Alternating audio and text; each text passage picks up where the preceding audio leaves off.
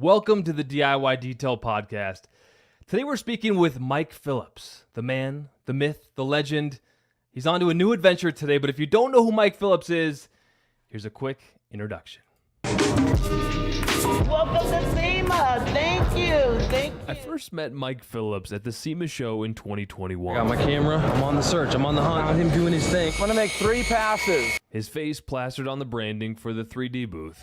Precision machined gear. I was thrilled to meet and interview likely the most known face and voice in the detailing industry, going back decades. I'm your host, Mike Phillips, and on this edition, I'm going to go over some tips and techniques for detailing the inside of your car. Now, Even this video from Autogeek goes back 10 years. It's just a small bit of footage from Mike's career at Meguiar's, Autogeek 3D, and now AutoForge.net. I'm going to be taking over and being in charge of AutoForge.net. On today's podcast, we'll talk to Mike about the move and his forecast for the industry. A man we can expect to hear a lot of great advice from in terms of detailing for years to come. Mist on a little bit of spray detail onto the surface, and then the side you're going to put your hand on, put a little mist on here, and here's why. It's easier to grasp a towel that's just lightly dampened than a dry towel. Your hand will tend to slide off a dry towel, so that little tip will save you a lot of time, make everything you do faster and easier. I just love that tip. We're going to add Mike Phillips, Yvan LaCroix, the DIY Detail Podcast in full effect. How's it going, guys? Hey, I'm just so glad to be on your on the show today. It's really thank you for that. Mike, you're a busy Doing dude. great on my end too. And sorry for my hand here. Just have to adjust the volume. Oh, we Ivan like says looking talk- at the hand, Ivan. Talk to the hand. Talk to the hand, yeah. All right, Mike, we're going to get you in the big box here. Hey, tell me about AutoForge.net. There's so many places to start with you, but it's brand new. This is a new adventure for you, and I think that's probably a good place to start. AutoForge.net is, Bob McKee is a visionary, and he's there's a part of his brain that does not work like the rest of our brains. He's very creative. He has the ability to look into the future and find a need and then fill it. And AutoForge is going to be a one-stop shopping center for all the premium car care detailing products, tools, pads, and accessories on the internet. And of course, we have a retail store here too, and we also teach detailing classes. So this is actually a position I'm really comfortable with. You know, my background of working at Autogeek for a total of almost 12 years, 11 years, where I did kind of the same thing, but now it's under the Robert McKee umbrella. It's just under better management, and it's going to be a lot more fun. And I'll tell you one thing for sure. Nobody minds hard work as long as it's fun. And that's what I like about working with Bob McKee, Nick Rudder, and also on our team is Wayne Creaney and Bruno Massel. So the 4 of us, and who knows what's going to come in the future, but the 4 of us right now, it's a lot of fun to come to work each day. Those are some big names. And you and Yvan have both been in detailing for so long. Yvan and I recently started DIY Detail, so a new adventure and experience, not at the beginning of Ivan's career. And this is not the beginning of your career either, Mike. So I just wonder, how does it feel to try something new at this stage of your career? Well, a good question, first of all. And it doesn't feel anything different because, to be honest, my mom and dad, they instilled in me a very strong work ethic. And so I don't mind working hard. And when you're bringing up a brand new business, as you two both know, you're going to put a lot more time in at the beginning to get it up and to get it going, like the old saying, get the word out. And so I'm no stranger to hard work, but when you love what you do, it's easy to do. And some people say, when are you going to retire? And I look at Barry Meguiar and I look at Wayne Creaney and look at Dennis Gage. The guy is just like a perpetual motion machine. And these guys, they continue to work as they get older, but to them, it's not work. It's fun. They love what they do. And I do too. And, for years, I'd always type this when I wrote an article, just in conversation, I would say there's 2 things that I really like to do. One is I really enjoy detailing cool cars. Now, I'm not really the guy that gets excited about a 2018 beige Honda 4-door Accord, okay? Doesn't really do nothing for me. Next week, I got a 1967 Ferrari, I think it's called a 274 GT Nart. It's one of 10 built. I looked up on Haggerty, it's worth around $28 million. So I get excited about coming in and not only working on cars like that, But as I work on it, I'm going to take videos and pictures and create content and to show people how would you work on something like that. And so I like doing two things. I love working on cool cars, but I like showing other people how to work on any kind of car, just how to do this stuff the right way the first time. Can I do a shameless plug? You talked about comment you made. First of all, M Detailing Car from Greece says, we love Mike, a legend. Much love from Athens, Greece. And then Eddie here in Pocatello, Idaho says, Mike Phillips, tell us in your own words the experience you had with DIY gold standard polish. So I don't know. You put some content out there. I wonder if you could give us a little love on the front end. Because you're a hard guy to impress. I tell you, let me preface this with something. A lot of people know this guy's name, Joe Fernandez. In the online world, he goes by Superior Shine. He's a professional detailer out in Southern California. And one time he put an ad up on the old Autopia forum, and he said he took a contract to detail some school buses, like 20 school buses. Imagine detailing a school bus and having 20 of them, and he was looking for some help. So he put this kind of wanted ad up on the forum, says, hey, I'm looking for some detailers. This is like a weekend gig. It's going to work hard. I'll pay you well. And someone volunteered my name. And Joe came right back and said, got to remember, he said he was looking for some detailers. And he said, Mike's not a detailer. He's a paint polisher. There's a difference. So I always remember that. And he's true. Just like a lot of people that are going to watch this video, I enjoy the paint correction. As I wrote in a number of my how-to books, I like to take a diamond in the rough and turn it into a glistening gemstone. And when you're doing that kind of work, the most important aspect of it is the abrasive technology. And years ago, I wrote an article that said abrasive technology is the most important factor when it comes to polishing paint. And the reason why is because it's the abrasives that touch the paint first. So if you think about it, it's the abrasives, then the pad, then the tool, then the person. And so in my life as a detailer, I've met a lot of guys that, detailers tend to attract guys that are kind of alpha male, strong personalities, ego driven. And when they detail a car, they can stand back and go, hey, look what I did. And I'm thinking, no, you didn't do that. Abrasive technology did that. You were just pushing it around in the paint. So my point being is when it comes to polishing paint, the thing I'm the most passionate about, you have to have great abrasive technology. And I divide abrasive technology into two camps. There's great, and I don't like to use cuss words, but this is the best way I can describe it. There's great abrasive technology and there's crap. There's no in between. Abrasive technology either works or it doesn't. And when I say works, what that means is it has the ability to remove defects without leaving its own defect behind. That's great abrasive technology. Crap abrasive technology will remove defects, but it leaves its own mark behind. Now, how do you fix that? So, back to your question. This brand new, I think this is brand new, this gold standard spray-on polish. Nick Rudder comes and puts this on my desk and says, hey, would you give this a test? And so I'm going to be honest. I'm thinking, how good could this be? There's a couple new guys launching the product line, So I take it out to my black demo hood, which I've been packing around for over 20 years. I get it repainted, whatever it needs to be repainted. I have great relationships with body shops, so I know the paint is going on. I think this is either a Standox or, believe it or not, a House of Color Clear. And I'm very familiar with how it reacts to compounds, polishes, and AIOs all in once. So it was really banged up from the move out of 3D to over here to the AutoForge shop. And so I just took this product. I grabbed a simple orange foam polishing pad. I grabbed the Flex Beast, sprayed 2 mists on, it's a clean dry pad, and polished with it. And the first thing I noticed was zero dusting. Okay, just no dusting at all. And you guys know as well as I do, we as detailers hate it when a product dries up and gets all dusty. And a lot of times that also means hard to wipe off. So I noticed no dusting. Then I noticed it had like an infinity buffing cycle. I could have buffed till the cows come home without it drying up. And that's another feature professional detailers and enthusiasts really like.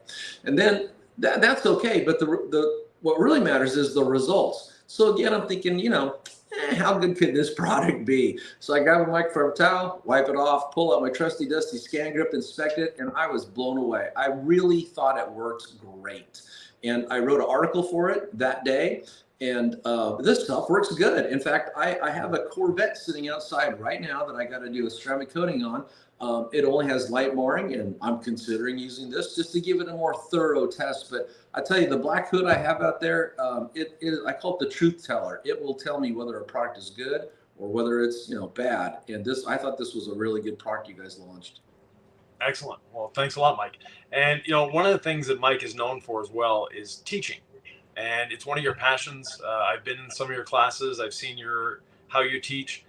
Mike teaches in a very specific and very different way than anyone else. If you think you're going to go there and sit down, forget about it. You are not going to sit down. The class starts at 8, and at 8:05, I believe you have a polisher in your hands, maybe 8:06. And it just goes. And when Mike is in the class, he is as much a participant as anyone else. So he's running around, he's doing everything. He's making sure everyone is having a spectacular experience and learning what they need to learn. So I know, with the new AutoForge, I've been in that showroom many times. You have the room to do a great class. So one of your first classes at AutoForge? My first class is coming up. It's a big 3-day class. It's going to be March, April. It's May 12th, 13th, and 14th. So it's a Friday, Saturday, and Sunday. And Yvan, just to kind of piggyback on what you said, I've taught all types of classes. So I consider a lot of, there's 2 types. There's what you could call a hands-on, and then there's an academic class. And, when I worked for Meguiar's, that was more of an academic class. People would come in, take a chair. I would go through a PowerPoint, establish the credibility, talk about the 5-step paint care cycle, washing, claying, compounding, polishing, waxing. And by the time we get through the PowerPoint, that was time for lunch. Everybody eats lunch. Now everybody's all sleepy. Then we go out to the garage and I do a demo on a hood to kind of show what we talked about through the PowerPoint. And about now it's 2 o'clock and it's time to go home. To me, that's an academic class. And the way my classes evolved was when I was at Autogeek, every year, new products, new tools, new pads, new everything would come out. And of course, management would say, hey, add this to the class. Hey, add this to the class. And of course, when I teach classes, I quit using demo hoods, years ago. I bring in cars, and not just cars, I bring in cool cars for the guys and the girls to really have a great experience, and things that are really hacked up in bad shape. And I just thought, instead of having everybody sit in a chair, looking at the wall, looking at a screen, a PowerPoint, and having a picture of, say, the tool or the pad or the product, and me talking about it or handing it around and letting them hold it in their hands, I thought, why don't I just walk over to the car, show them how to use it, put it in their hands, and then let them learn, let them try. And like you said, I'm very sensitive to anybody that would ever say anything like, well, if there's too many people in the class, you don't get enough one-on-one time is the term they say with the instructor. Well, I walk in a circle around all the cars, which I'm doing is I'm walking around looking at the people. I'm watching to make sure they're doing things right. And if they're not, I very politely interrupt them and say, let me just show you something different about what you're doing that might help you. Real politely. I don't hurt anybody's feelings. But I'm a very hands-on approach instructor. And over the decades, what I've learned is the kind of people that would be attracted to detailing tend to learn better by doing than sitting in a chair. And there's nothing wrong with sitting in a chair and go through a PowerPoint. I myself am a voracious note taker, and that's how I learn. I write it down, I hear it, I see it, I write it, I memorize it. But again, when I have such a limited amount of time with people, and I cover, in my opinion, more topics than anybody, I figure, I've got these people for whether it's a 1-day class, 2-day class, or 3-day class, I'm going to do what I call a brain dump. And I'm going to cover every single topic I can. And I'm not going to get that done if they're sitting in a chair. So yeah, they're hands-on. We start them early. And I actually don't even give breaks. There is no like, hey, it's 10 o'clock and I take a break. I tell people, look, you need a break, go take one. We'll have about a 15-minute break for lunch. And I bring in things you can hold in your hands, put in your mouth, and then we get back to work. So that's just my style. And I'll tell you one thing, I talk to a lot of people, And a lot of people that come from my class, and then I see their reviews and their feedback, people love my classes. They don't mind that there's no chairs. They don't mind getting up early, starting early, working all day long, no breaks, a short lunch, because they're there for one reason, and that's to learn. And that's what I give them, total education via hands-on training. Mike, when I was at SEMA, I remember all the people who sort of came up around you, and there was this guy, he was probably in his 20s, and came up to you and said, "Can I get a photo with you, Mike? Like, you're the reason I started detailing." And you had all these like middle-aged guys who were just like enamored. They were just like, "Oh my gosh, I'm in the presence of my..." So you have taught, I mean, I'm looking at the wall behind you and all the experiences and cars and people you've met. I wonder if we could start with, like, what is the best advice you would give to anybody interested in detailing? Because there's a lot of advice out there and it's not all good. The most important thing to me is two things. One, we've all heard the acronym KISS, and a lot of people say that means keep it simple, stupid. I never use the word stupid. My mom and dad taught me not to use that word, so I just never did. So it's keep it simple, Simon. And what I find about a lot of detailers, I would never say the word most. You know, as a writer, I'm a typist. I'm very specific with my words. My entire life, if you see me write something, every word you see was chosen specifically.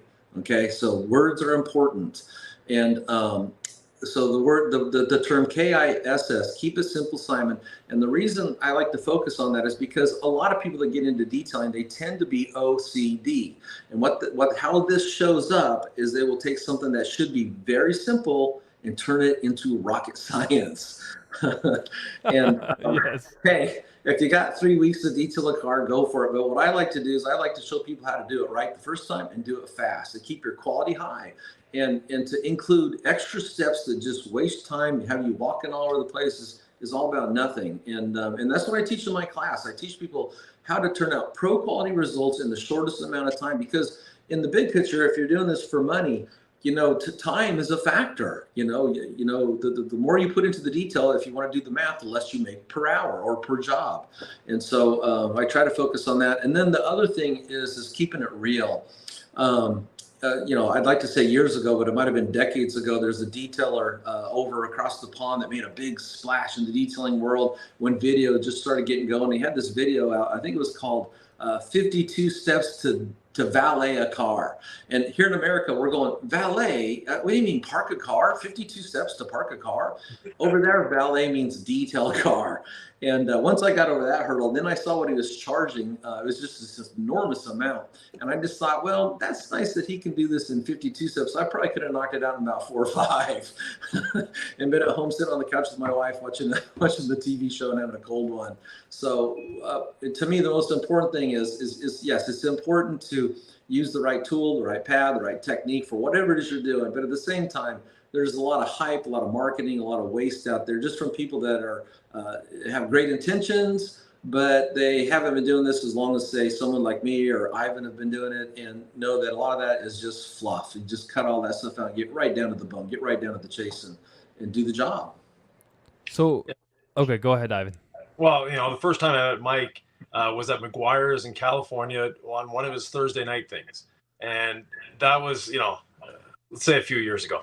Anyways, even then, the way you teach and the way you are with people is great. What got you into detailing specifically?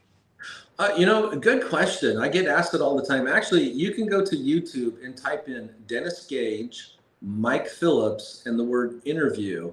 And Dennis was so nice. He actually let me, instead of like, a lot of times I was on his show for like 10 years. And I always have a lot of fun with Dennis. He's just a great guy to work with. Yeah. And Dennis, he, instead of like coming on and, showing a product or tool and teaching something, he says, Mike, why don't you just explain how you got into this? And I think at the time I had 4 published books. So I had all my books out there and I explained it. But you can go to YouTube, type in Dennis Gage, Mike Phillips interview and watch that interview. But the nutshell version of that is, as a kid growing up, I actually got into boat detailing first. And the reason why is because I grew up in Oregon, It's rainy there 9 months out of the year. It's sunny for 3 months, the summer. And when it's sunny, it's still rain. So they call that liquid sunshine. But the thing was, is as we got closer to Memorial Day weekend, Dad would always pull our ski boat out of mothballs, get the tarp off of it. And we would get that thing ready and we'd hook up the boat, get the dirt bikes, and we'd go camping at one of the many lakes in Oregon. And you got to imagine, as a kid growing up, say you're 5, say you're 6, now you're 7. At some point, when this pattern keeps repeating and you start to become cognizant of it, you start to think, hey, it's almost Memorial Day weekend.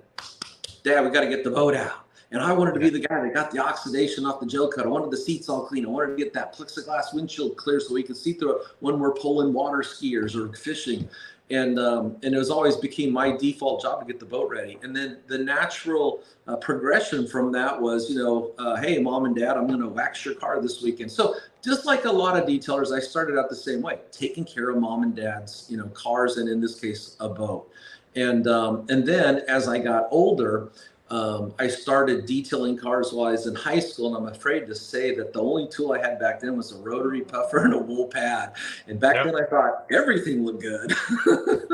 Of course, we know what that means. And I was going to the local auto parts stores, a company called Connects. So anybody in Oregon would recognize the Connect brothers, and they had 3, 4, maybe 5 stores. And I went through, and I'd always be buying different products off the shelves. And then one day I went to a PBE store. PBE stands for paint, body, and equipment. So that's like an auto parts store, but they sell paint to the local body shops. And I walked in there one day because actually I went in there to make arrangements to drop an engine off, to have it shipped out, to have it rebuilt for a car I had in high school. And they also did things like that. And I noticed all these bottles, there were tan bottles of numbers on them. And I'm like, what the hell is this? Is that Meguiar's? Meguiar's professional line. And one of the guys behind the counter, you got to imagine, I'm still just a young kid. Oh, yeah, that's the stuff the body shop guys use. They had 3M and Meguiar's there, and that's about it. So I started playing around with those. And then it just opened up a whole new world, using what you would call, in context, professional grade versus consumer grade. And then at some point, I did a lot of mechanical work growing up. I love doing my own mechanical work. So rebuilding engines, rebuilding brakes. The things I haven't done is rebuild transmissions and differentials. I've put my own shift kit in to a Turbo 400 one time, and that's as far as I got into the transmissions. But I have assembled multiple small block and big block Chevy. So I'm very capable with the wrench, and I love taking an old car and fixing it up. But what I thought I actually wanted to become a mechanic. But here's what I noticed, at least back when you go back to the 70s and the 80s, when you still had a lot of mechanic shop. Now, nowadays, everybody takes it to a dealership, right? Something's wrong, you take your new car to the dealership. But back in the older days, there was a lot of mechanic shops, and they're still out there nowadays. And so whatever your car was, you could take it there and they could fix it. And so that's what I thought I wanted to do. I thought I wanted to become a mechanic, but here's what I found out. I only really enjoyed working on my own stuff. So everything's cleaned, polished, perfect, and pretty. And when you work on other people's stuff, everything's broken, dirty, and greasy. And I didn't like that. And I thought, well, to become a mechanic where all you do is work on the best of the stuff, I didn't really have the drive to pursue that. And what I noticed is on my own cars. For example, in high school, I had a 1948 Plymouth Coupe, and I was the only guy in high school that had what you would call an old car or a street rod.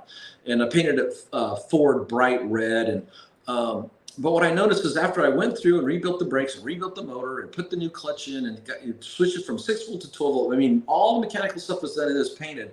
The part I liked the most was polishing the paint, and our house, when I was in high school, became car wash mecca on the weekends. All my buddies would bring their cars over, and we had a big driveway. We'd all be washing our cars, listening to the Beach Boys. That kind of dates me, but it was just a pastime. But that's kind of what got me into this was just learning that I didn't like breaking my knuckles, on other people's stuff, and knowing what I liked was the rewarding satisfaction of taking a diamond in the rough and turning it into a glistening gemstone. Can we talk about, Mike, your time racing boats? Because I was listening to a podcast interview. Did you go more than 100 miles an hour on these talk about, because that's a part of your history that I don't think a lot of people know much about.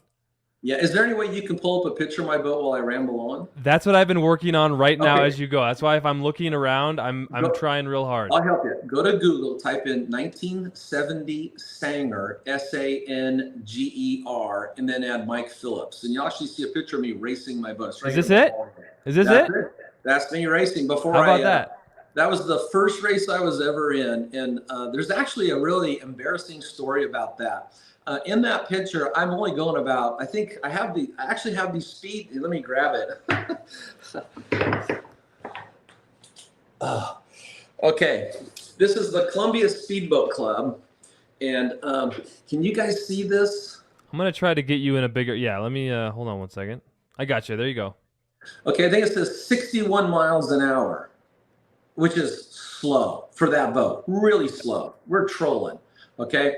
So I raced, the first race I went through the traps at 61 miles an hour. And if you click around, you can actually find a thread about my boat on marine31.com. So, as you go through Google Images and you see where the picture is going to take you to, if you go to marine31.com, there's a picture in there somewhere that shows all the pedals. So the gas pedal, the down pedal, and the up pedal. So this was the first time I raced it. And I was really scared of flipping over. So here's what I did. I rode the down pedal, which is, here's your boat, and here's this thing called a cavitation plate. And I pushed the down pedal, which brings the pedal down like this. And so now water's hitting that. It's like hitting a brake. It's like going through the races with the brakes on. And so I went through, I clocked like, oh gosh, what's it say here? Something embarrassing. 1 minute and 10 seconds at 61 miles an hour. And I was like, God, what's wrong? I know I've got a great engine. I got a great boat. I got the right prop. I got the right gears. I got the right angle for my prop shaft. Everything's perfect. And so I went into the God, I can't think of it. We're always into the, what do you call it? Where everybody has all their race cars on their boats. The pit, the paddock. The pit. I go into the pit. I mean, there's like 50 boats there. And at the time I'm 23. So I'm walking through and I'm trying, there's a lot of boats like mine. And I'm asking everybody, hey, could you tell me maybe what I'm doing wrong? And everybody there was a lot older than me, and all of them, except for one guy, was rude. They said, well, you're too young. What does that have to do with boat? The boat. You got the wrong carburetors. You got the wrong cam. Your engine's too small. Your prop's wrong. Your gears are wrong. You don't know what you're doing. And finally, I found this older guy, and he says, let's go over to your boat. Show me what you did. So I walked over and I showed him everything, and I showed him the pedals, and I showed him that I pushed down on that pedal. And he laughs. He goes, you just raced your boat with the brakes on full.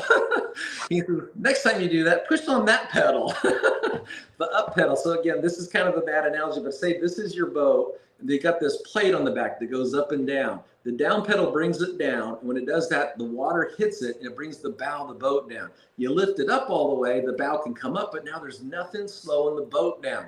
So I took off, we have a Christmas tree, floating Christmas tree, and I'm racing a guy that was actually had a much faster boat than me. But this time I didn't touch the, he says, only touch the down pedal if you think you're going to flip over. So I pushed down the up pedal and floored it. And I went through at 111 miles an hour. And everybody in the pits woke up. What the hell? Because now I was competing. In fact, I was faster than most of the guys who were racing there that day. So, but that was kind of something I got into. And believe it or not, I actually, as a young kid, when we're young, we're dumb. I thought I wanted to be a professional boat racer. And after that race, I went to a couple more at the Columbia Speedboat Club down on Dexter Reservoir, just outside of Eugene, Oregon. And after one of the races, one of the guys says, hey, you did pretty good out there. Are you going to go to the next race? And I go, yeah, I'm going. And he goes, yeah, it's up in Idaho. And I'm going, yeah, I'm not going. I go, I don't know about you guys, but on Monday I got a job. and it was really like this feeling of like, yeah, in order to really be a professional boat racer, you need to be a multi-millionaire and nothing else to do. And I wasn't at that level in my life. So what I did is I kind of just turned my racing boat future into going to the lake and racing anybody that wanted to race and pulling skiers and tubes and really just having fun. I owned that boat for 20 years. And I never really wanted to sell it, but it just got to here's what happened is my son was born, and look, the boat holds 2 people and it doesn't go slow and it makes a lot of noise. So at some point, I sold it, but it's one of the biggest regrets I have in my life. I should have. Really? Yeah, I should have never sold it. It was just, and you see, and again, remember I was talking about how did I get into detailing? And I says, at first I thought I wanted to be a mechanic, but then I decided, no, I don't like working on other people's broken junk. You can't really see it there, but everything on that boat is perfect. It's polished, it's waxed, it's new, it's clean. It looks good. Yeah. And it always Looks looked good. like that. And one of the funniest things I used to do was right in my hometown, that's Albany, Oregon, there's a river, and that's where I lost my leg. It's the Willamette River. And any given weekend in the summer, there's like 500 people down there on the beach with boats and jet skis having fun. And what I would do is I would go down there, usually with my monster truck, which was a 1971 Chevy 3/4 ton with 44-inch boggers on it and a drop hitch about 4 feet long. And I would, it was funny. And I would back up to the boat launch and I would dunk the boat. And everybody started to gather around. I was like, oh yeah, he's going to run the boat. You know, because it was a badass boat. But all I was going to do was back it in, and underneath the boat, right about the engine, there's two water pickups, and then the water comes up the side. And all I wanted to do was dunk it till the water pickups were in the water, fired up, make sure everything is perfect, then pull out and leave and go to the lake. Because I didn't like running on the river. And but I used to do that all the time. You know, everybody's thinking, well, he's going to launch, he's going to run the boat. And all I would do is dunk it, fire it up, rev that engine up to about 6,000 or 7,000 RPM, whoa, whoa, whoa, shut her down, get in the truck, pull out and leave. But the reason I did that was it's just like a little, just to make sure there's nothing wrong before you drive an hour, dunk it in the lake and then go, oh, something's wrong. Now that never happened, but I've seen too many guys at lakes with a boat like mine where they're working on them by the side of the dock or in the boat or in the parking lot, or when they go across the lake, you hear them go pow, pow, pow, pow, pow, pow, pow, they're missing. And I never wanted to be that guy. I wanted to launch it and have it be perfect every single time. So I took the extra precaution just to go dunk it and fire it up and, kind of show it off a little bit. So what was the engine in that, Mike? that was a 402 big block Chevy with small port closed chamber heads running 12.5 wind compression. Oh, nice. Yeah, dual point setup. And this is 1980s technology. Tim Briggs was my engine builder, and in Oregon, everybody knew who Tim Briggs was. And it was putting out about 600 horse, and I would always take it out to the airport, and I knew everybody at the airport, and I ran, I think they called it 101 high tech or 101 low lead or 101 gas. And I could run pump gas, but it just wasn't worth it to risk, melting the top of the piston or burning the valves, things like that. So plus, it's kind of fun to pull out to the airport and walk up to the fuel truck and have some guy. And back then, I think the fuel was like $3 a gallon. Everybody's going, oh my God, that's so expensive. Look what we do today. It was cheap back then, and it was really good gas. Yeah. Mike, when we met at SEMA, we talked about kind of the moment on the boat when you lost your leg, and I asked you, how do you get through these tough times? Because, as I chat with you about life, I realize there's more to life than detailing. And you said, whenever something's going wrong, I make a list of what's going right and what's going wrong, and the list of what's going right is usually twice as long. Yeah. As I pull a photo up of your kid, you lost your leg, and then you have his child. Like, there's just so much more than cars and detailing sometimes. So maybe talk about that perspective for the people who can maybe get a little lost in the cleaning of cars and maybe lose touch about what really matters. Sure. I'm pulling up an article I wrote called Your Profit, Our Squat. And it was kind of a hard article to write, but I went ahead and wrote it and I published it. And so I was surprised at how many positive comments it got. But in the bottom of this article, I shared this story from John Cougar Mellencamp. And this was in his Scarecrow album, and the song is called Minutes to Memories. And it talks about how an honest man's pillow is his peace of mind. And anyway, to your point, actually, I'm sorry, I got the wrong song. The song I'm thinking is Can't Complain. And the song is, it's a blues song with a harmonica, and the guy's talking about how everything in his life's going wrong. And then he says, but if you sit down and make a list of everything that's going right and everything that's going wrong, the list of things that are going right will be twice as long. That's kind of the chorus. And I always think that's right. And especially, in this day and age, in my opinion, our economy is messed up. The world is messed up.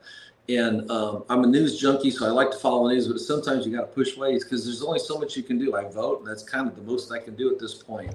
And But as many things that are going wrong, if I sat down with my wife just a night ago, and we took inventory of everything that was going right, and we truly have a blessed life. Now, we've worked hard all our lives, but it didn't fall on us. So, but that's kind of my point about that is work hard, do the right thing, you sleep good at night. Definitely. And for working hard, you have worked hard, yeah, and you continue to. So what's your secret to continue to work? What's your motivation? Oh, it kind of circles back to really what I said earlier. I really like working on, what I call SIV, special interest vehicles. Here's how you can tell a special interest vehicle, because for all of us it's different. A lot of guys really like a brand new Camaro. In fact, I read on the internet yesterday that 2024 will be the last year for the Camaro. Could be wrong, could be right, but that's what I read. But say some guy's really into the new Camaro, and say another guy's really into classic Corvettes or whatever it might be. But so we all have different things that we like. Maybe someone likes a Volkswagen Bug, which I think are cool. But here's how you can tell a SIV, no matter who you are. Say you park your car at a large department store or hardware store like Lowe's or Home Depot or a grocery store. You park your car, you're walking in. If you see a car and you go, you turn here twice, maybe you veer out of your way and go look at it. Whatever it is, it's probably a special interest vehicle. It's not your, and I hate to pick on Honda, so I'll pick on Camry. It's not a four-door Camry. It's something cool. And I like working on cool things. And I tell you, all my life, I got really lucky when I went to work for Meguiar's, in that one of my job responsibilities was to teach clinics for car clubs. So this would be like after work or usually on weekends. And I taught this topic as a class at Mobile Tech for a lot of years, how to become the recognized expert in your hometown. But here's what happens as a Meguiar's trainer when you hold a class for the Mustang Club, the BMW Club, the Nash Metropolitan Club, whatever it might be, is there's three types of people in a car club. There's the kind of people that are, and they're at your little detailing clinic. There's the kind of people that are kind of sit through it, and as soon as it's done, they're going to go, okay, where's the pizza? Where's the donuts? They're really not interested. There's the kind of people that'll say, wow, that was really interesting. I'm going to go buy a Porter-Keeble polisher and some clay and detail my car this weekend. And then the third type is the kind of person that's going to go, wow, that was really interesting. I can see you really know what you're doing. How much to detail my car? So you got the three people that don't care, people that want to do it themselves, and people that got enough expendable cash. They're just like, I don't want to do this, but I know after you make that presentation, they go, I can trust you with my toy. See the difference? It's the car clubs are, I'm sure there's a Camry and a Honda Accord club out there. Sorry, everybody. But usually car clubs are kind of more your special interest cars. And people just don't let anybody touch their car. They might not know how to work on it, but they definitely, let some stranger take a buffer to it. And by teaching these classes, I earn people's trust. And this is what I used to teach at Mobile Tech in this class I called How to Become the Recognized Expert in Your Hometown. What I tell guys, no matter where you live in America, in your hometown, there's probably some car clubs. So reach out to them. They usually have a president, a vice president, a treasurer, and a lot of them have this other person called the activities director. Okay, and the activities director tries to find events that the car club can kind of rally around and go to, like maybe tour to the Corvette Museum in their Corvettes one weekend. But after a while, they've kind of done all the things they can do in their local town. So if you approach them and say, hey, I teach detailing classes if your club would be ever be interested. And a lot of times they're like, oh yeah, our club would love that. And then in the class I teach, now don't get all deep. Don't be the detailer showing your 21-foot long stroke. Just go in and just show them wash, clay, the baggy test, clay, polish and wax, or wash, clay, the baggy test, clay, polish and ceramic coating. Just keep it simple. Kind of show them how they could do it themselves in their garage under an hour. And here's what you're going to find. You're going to find the people that just don't care. They're looking for the food. They want you to quit talking so they can go look at everybody's car. You're going to find the person that's going to go, wow, this is really interesting. I've always wanted to do that. And I'm going to go buy that stuff this weekend. And then that third group, hey, sounds like you know what you're doing. How much to detail my Porsche or my Corvette? And so that's how I got into always detailing cool cars. It was an accident by just doing what came naturally. I was teaching. And I look back on that, and I can't even count how many cars I've detailed in my life. I just can't even count. It's just lots. Yeah. But that's always been my passion. When you ask me that question, is I like to do it, but I like to show how to do it. And I think that's what keeps me young. As you look at me, I don't know how I look, but I'm 62. Okay, so I'm fortunate that my wife is what we call a label reader.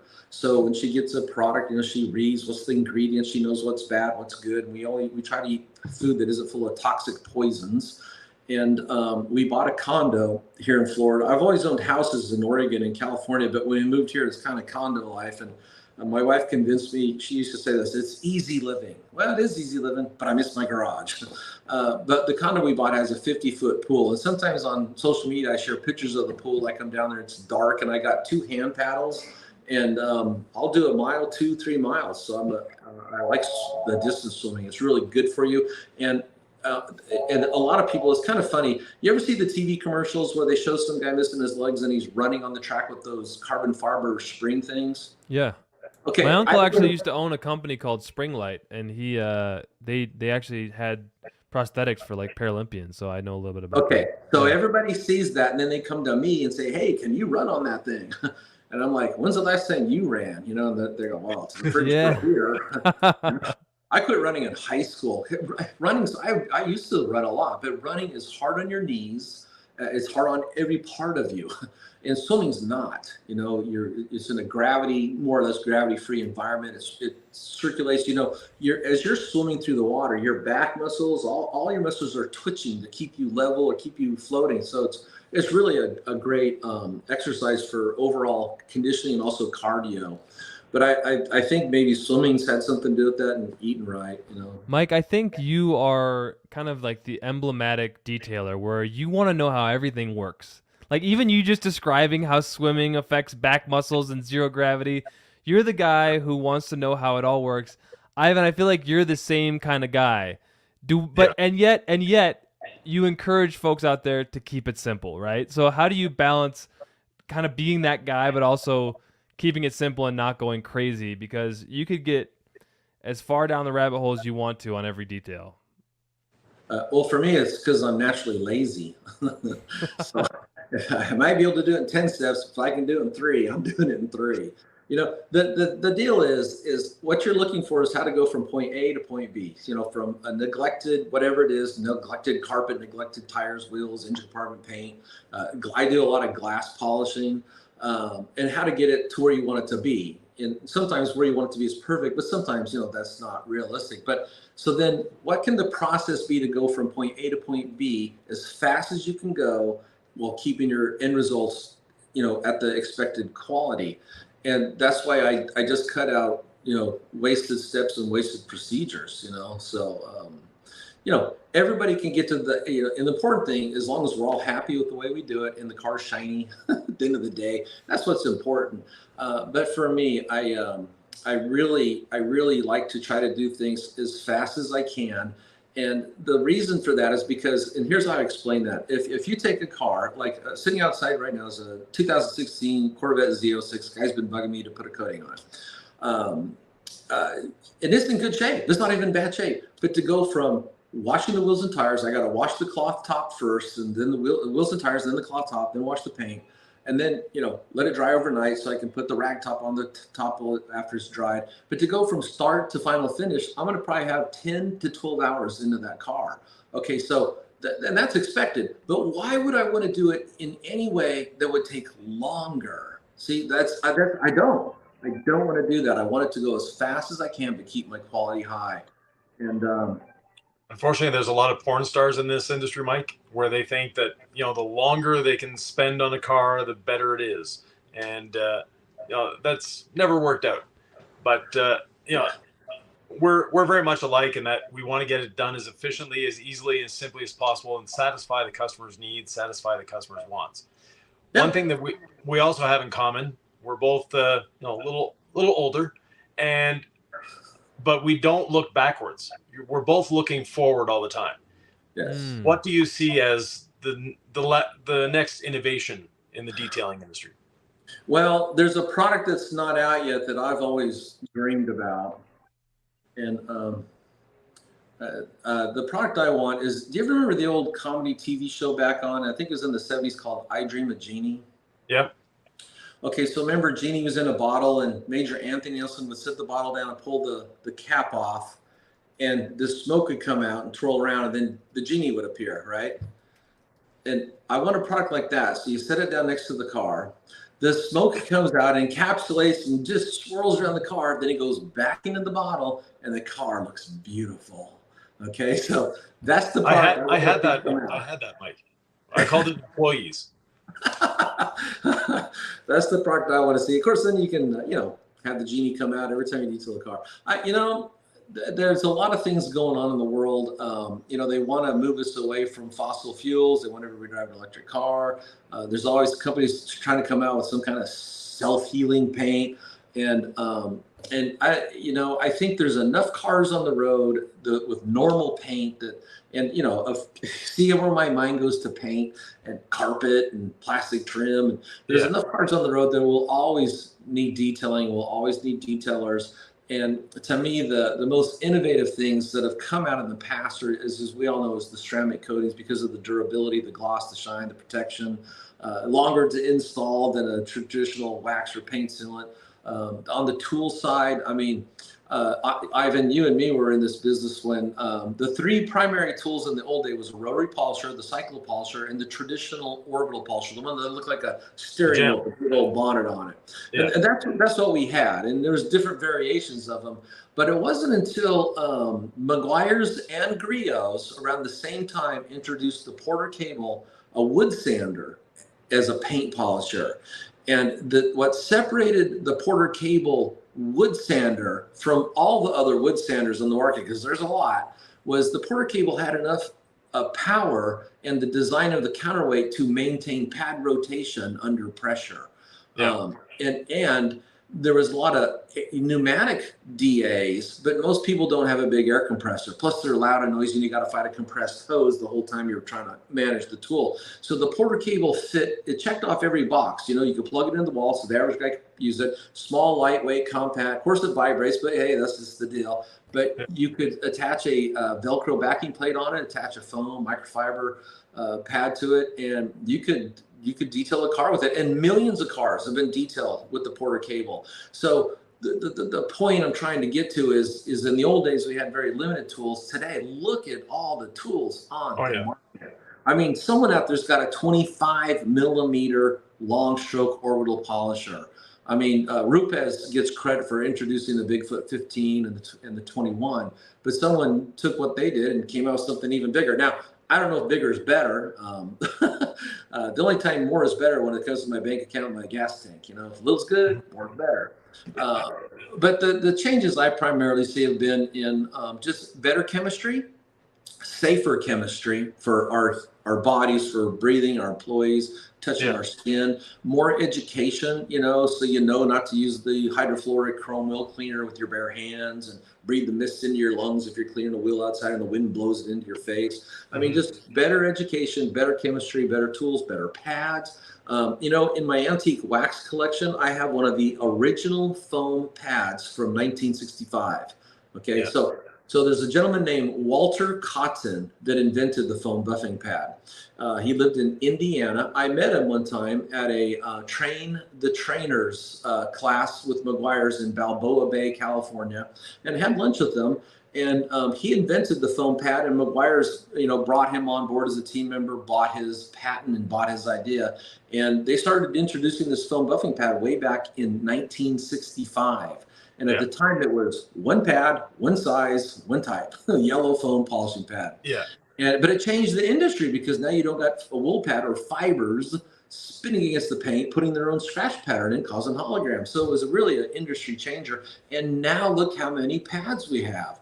And that kind of leads me to another comment. It used to be we all complained about how few choices we have. Now everybody complains about how many choices there are. Oh, I can't decide what to buy. So I just say, hey, would you rather have too few or too many? Which problem do you want? And most people will say, I'd rather have too many and struggle with doing the research to find out which wax or compound to buy versus like, well, I got three choices. I'll take choice A, So, but that's what I see for the future is just a continuation of better technology, better chemistry, better tools, better pads, and everything being safer and also even better on your hands too, whether you're working with the brush, like probably sometime next week, I'm making a video on how to machine scrub tires. My first video on how to machine scrub tires dates back to 2010. I don't remember anybody doing it back then. It was with the quarter cable and a cyclo brush. Yep. And nowadays I buy these 5-inch brushes, throw them on the cordless Flex PE 150 technically. And once you machine scrub a tire, you would never go back to trying to scrub by hand. It's just, it'll work, but machine scrubbing is just such a better job. And of course, using a cordless tool when you're doing wet work just keeps you from getting shocked. And by the way, yes, I've been shocked machine scrubbing tires with a plug-in tool. It's a horrible feeling when you're sitting on the ground in a puddle of water going, you get it very quickly, you go and plug the tool. And, can we talk about cordless polishers, Mike? There have been a couple of questions. I hate to interrupt. It's almost as if you talk for a living. I mean, we could just let you go, and it's you're the guy. So I'm like, man, I have so many questions coming in the comments. Some guys are like, all right, if I'm going to get one cordless polisher, should it be a cordless rotary, a cordless DA? And then maybe give us your opinion on cordless machines. Should that be the only one that you own? So maybe if I could just give you the floor here on what your take is on cordless polishers in 2023. Okay, and I love that question. Okay, so in my opinion, and this is just for my style of detailing, okay, because everybody does things differently. If we go back to, I'm going to do things as fast as I can. So here's how I like to detail cars. If I get something that's in really bad shape, then instead of spending a lot of time with a gear-driven orbital, which is one of my favorite tools, or any free-spinning tool, I will just grab the rotary and just knock it out.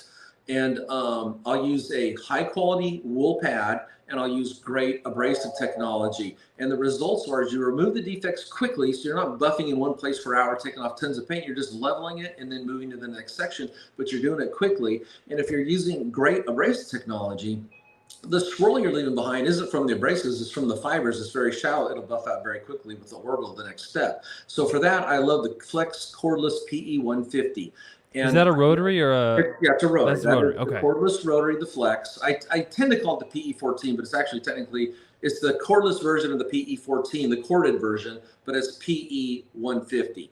And I see, look, I'm on social media as much as anybody else, and I see guys talking about all the different brands out there. And look, when it comes to the cordless rotary, all the tools will work. The difference is in the battery technology. And any money you'll save buying a less expensive cordless tool, if you want to keep working, you're going to spend more money on batteries. The batteries won't last as long, so you're going to get shorter cycle life, longevity out of it. So I always tell people, hey, and think about you guys yourselves.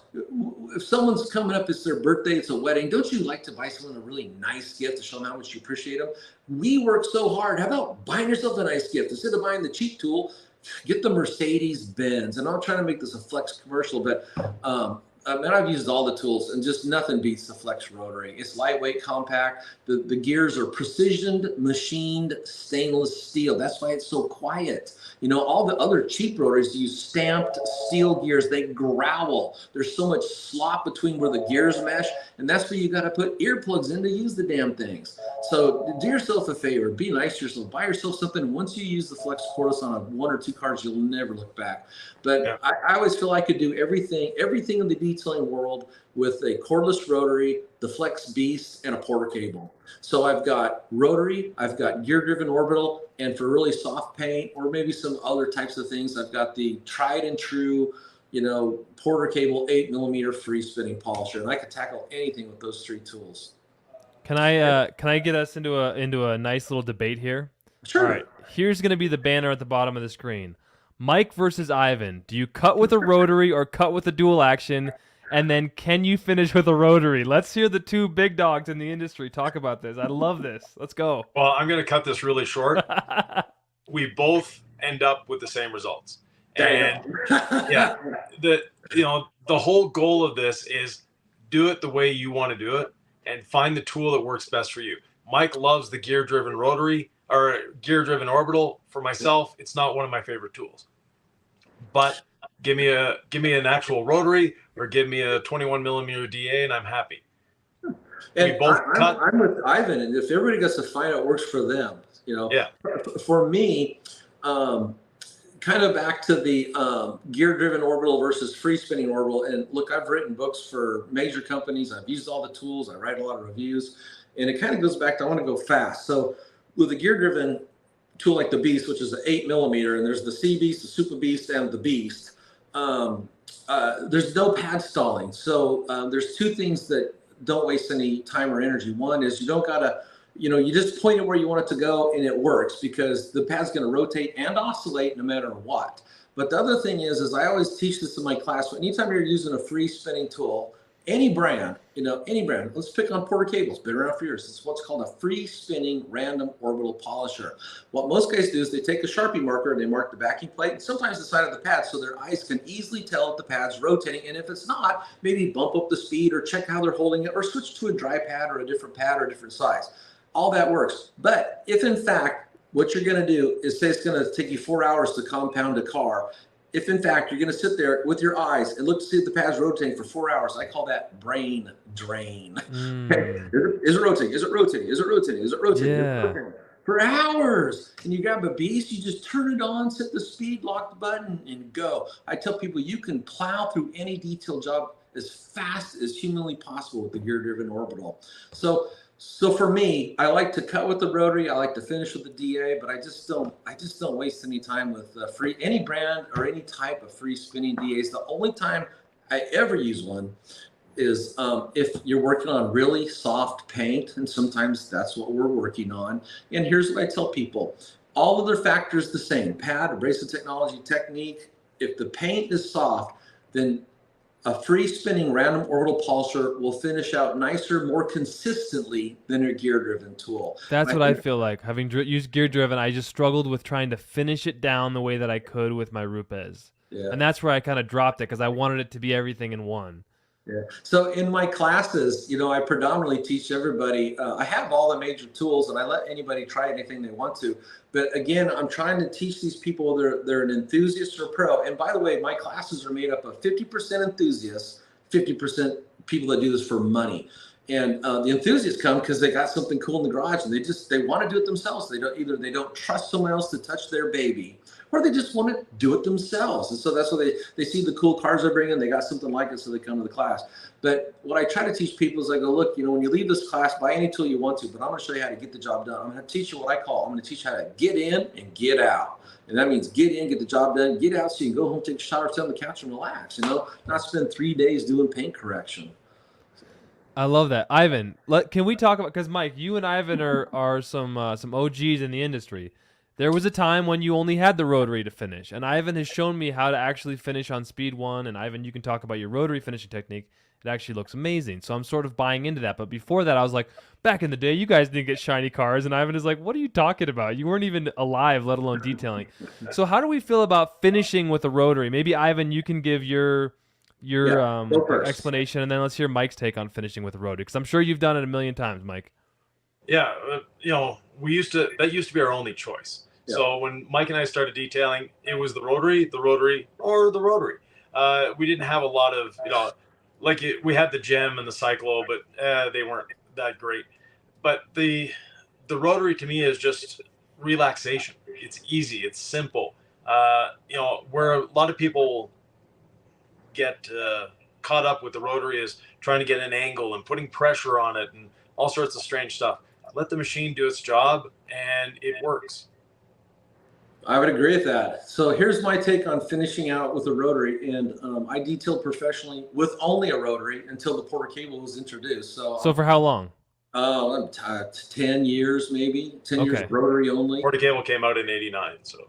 Yeah, so and maybe even longer than that. Sometimes it's hard to do math in my head. I need a calculator on it. But here's what I tell people, because in my life I've met a lot of guys that are. See, the problem is it's always good to be humble, and maybe you can't do every car with the rotary. But I have met guys that I would call, they think they're the god of the rotary, and they try to do everything with the rotary. But here's what I tell them: is I go, look, you might be really good. You might have the best products and the perfect pads, but some paint That's the factor you have no control over. Some paint can be finished out with the rotary, hologram free, but some paint can't. If it's softer, maybe not. So I don't think it's more about your ability, technique, skill, ego. I think it's all comes down to the paint. And that's why it's nice to have more than one tool in your arsenal. Like I said, if I had to just pick 2 tools, I pick rotary and Porter cable. I could do any car with those 2 tools, including machine sand it with the Porter cable. So they're very cross-functional.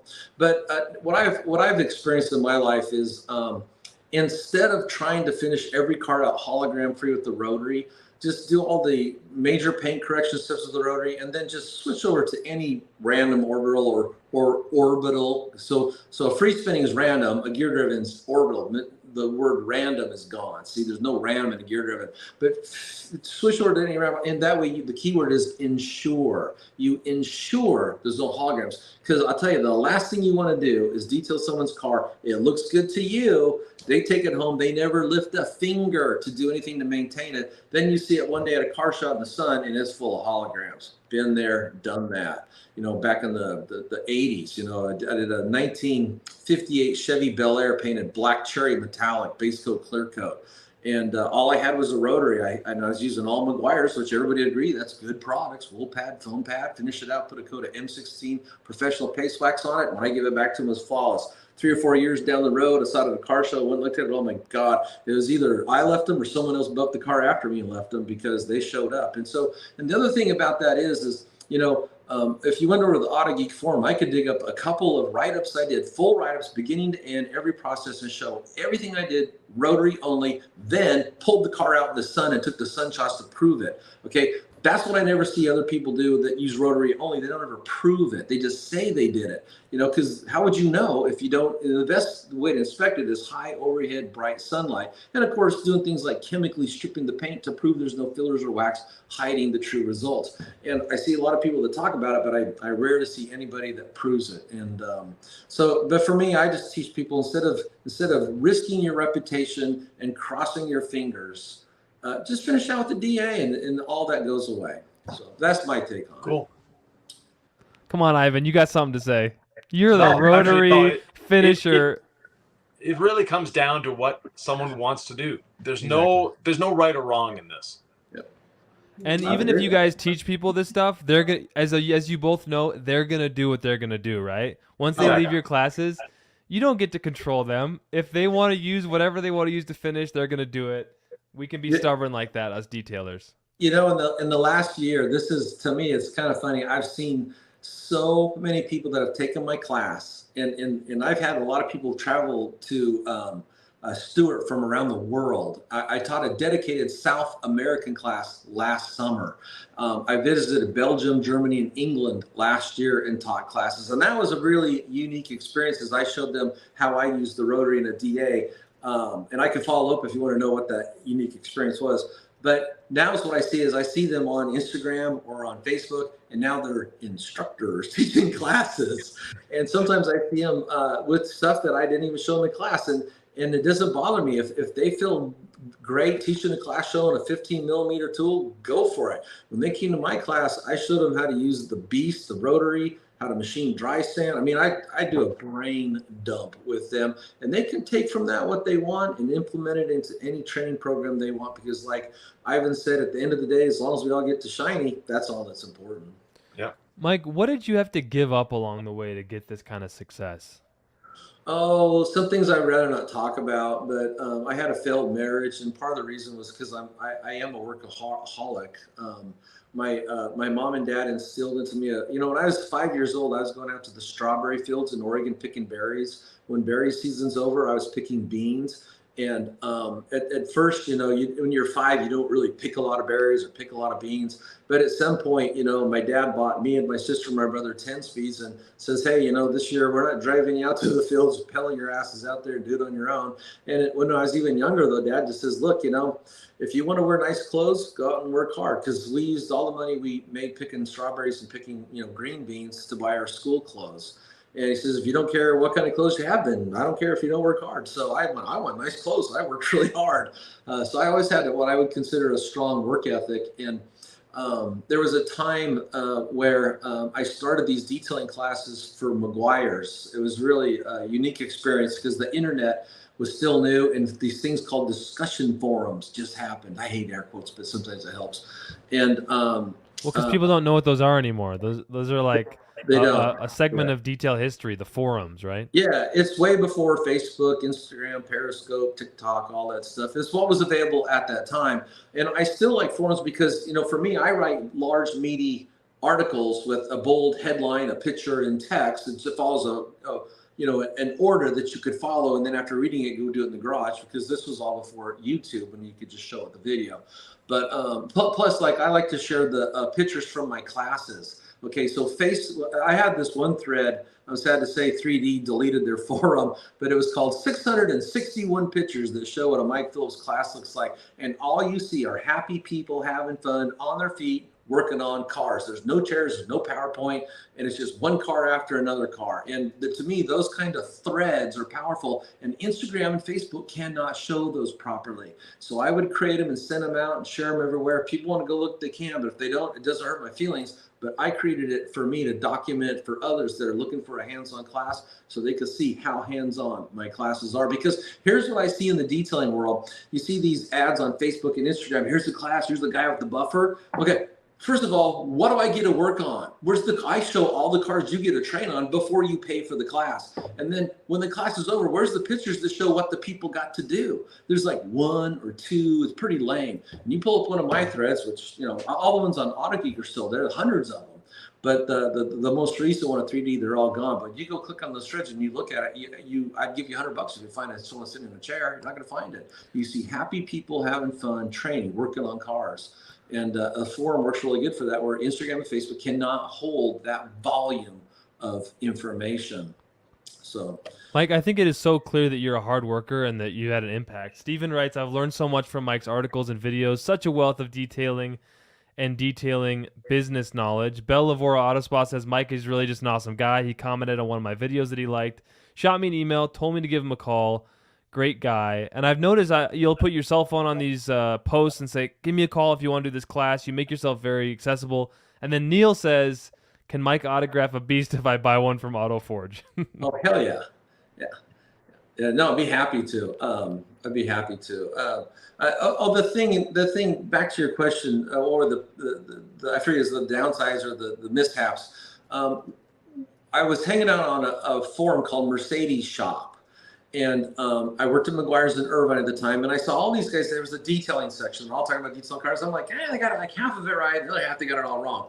So I noticed most of them were in Southern California. It says, hey guys, why don't you come down to Meguiar's garage? I'll just hold a detailing class. And 25 guys showed up. And I didn't think much of it. And I just went over the basics. We washed, we clayed, we used the porter cable, we polished, we waxed. Everybody had a good time. Tire dressings, trim dressings, a real simple kind of class.